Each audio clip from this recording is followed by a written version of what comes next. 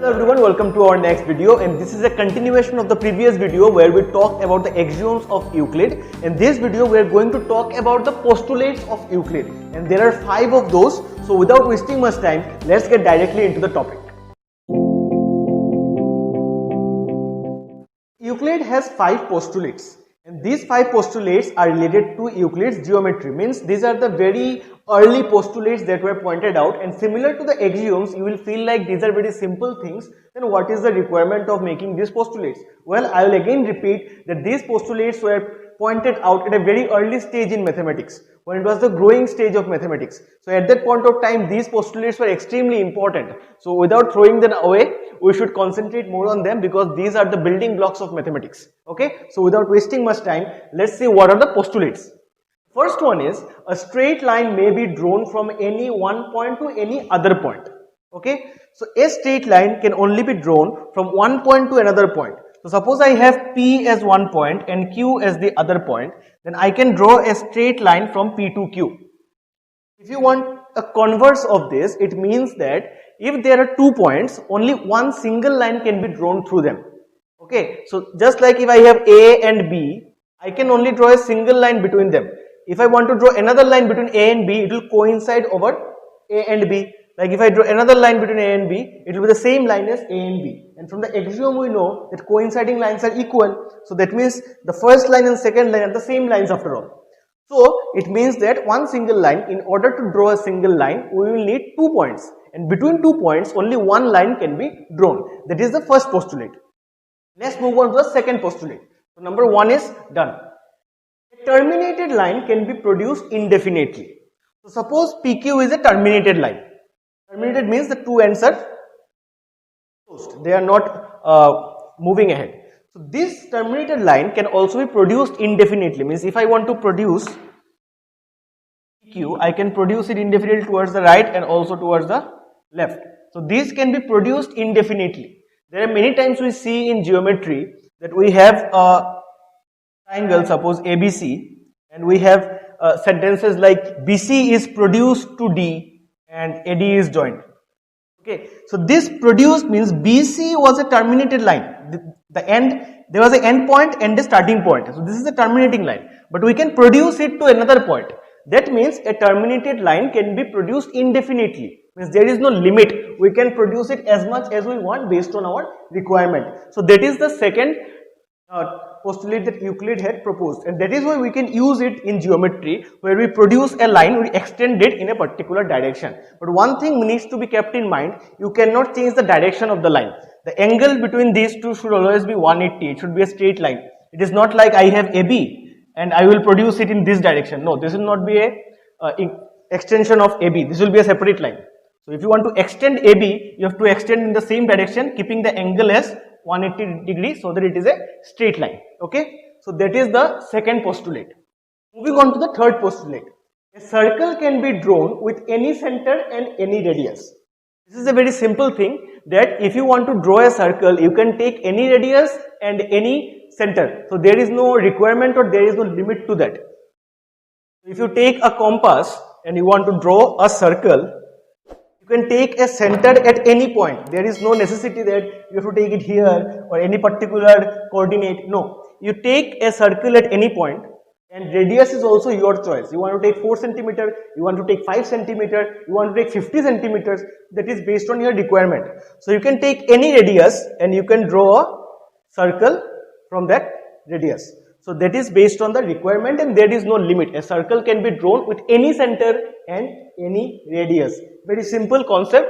I hope it is understood. Now let's move on to the fourth one. All right angles are equal to one another. What do you understand by right angles? Right angles means 90 degree. So obviously any right angle, as it is 90 degree, they will always be equal. So suppose I have two triangles, triangle ABC, where angle B is 90, and I have another angle, triangle PQR, where Q is 90, then angle B and angle Q will be equal. So that is what the postulate says, that all right angles are equal to one another. The concept is, as all right angles are 90 degree, therefore they will always be equal. That is the end of the fourth one. Now look into the fifth one, because it seems very complicated, although it is not. It is a long statement, long postulate that Euclid had made. So let's see word by word and try to understand. If a straight line, I will draw the diagram along with it as I read the sentence, okay? If a straight line falling on two straight lines make the interior angle on the same side of it, okay? If a straight line falling on two straight lines, so suppose AB and CD are two straight lines and XY is that if a straight line, means if XY falling on two straight lines, falling on AB and CD makes the interior angle on the same side of it taken together. Suppose this angle taken together less than two right angles, less than two right angles. So suppose this angle is 70 degree and this angle is suppose 100 degree, okay?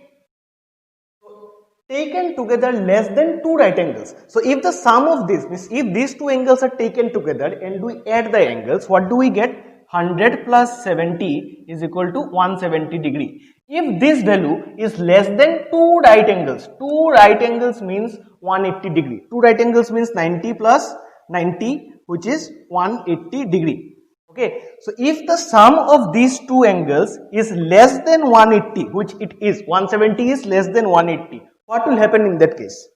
Same angle taken, angles taken on the same side of the line. So XY is the line, we take two internal angles on the same side, and if the sum is less than 180, then the two straight lines, if produced indefinitely, meet on that side on which the sum of the angle is less than two right angles.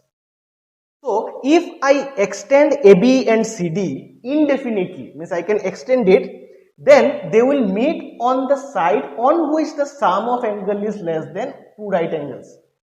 So if I extend AB and CD, what will happen? See it for yourself. If I extend CD and I extend AB, they will meet here. Suppose the point is suppose the point is Z. So AB and CD, they meet at Z, but on which side? Towards this side or towards this side? The side is always going to be that side where the sum of the internal angles is less than two right angles. That means the sum is less than 180. What will happen here? These two angles, if you add, they will not be more than less than 180.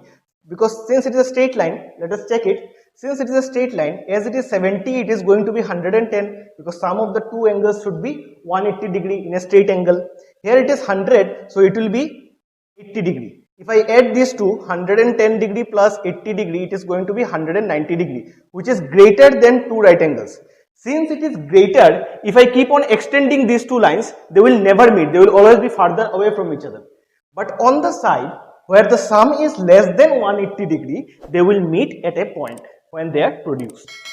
Okay, so that is the postulate 5. Very simple thing. Again, if I have to sum it up, take two lines which are not parallel, obviously.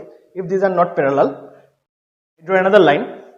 I take the side where both the angles, if added together, they will form less than 180. They will be less than 180. Less than 180. So if these two angles, the sum of these two angles is less than 180, then if I produce this line, they will meet at a particular point.